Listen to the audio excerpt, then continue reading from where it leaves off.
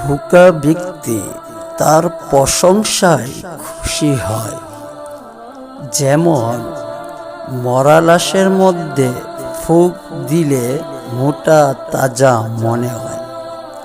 সাবধান, কোনো প্রশংসাকারীর প্রশংসায় কান দিও না, কেননা সে তোমার নিকট থেকে সামান্য হলেও উপকৃত হওয়ার আশা রাখে।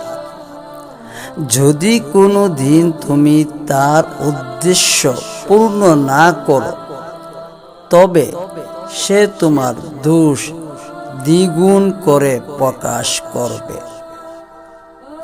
অহংকারকারীকে উপদেশ দেওয়া বৃথা, আত্মপ্রশংসায় আনন্দিত হওয়া বোকামি। চাপাবাজ ও চাটুকারদের উদ্দেশ্য হল স্বার্থ সিদ্ধি, তাই তাদের প্রশংসা বিশ্বাস করা অনুচিত।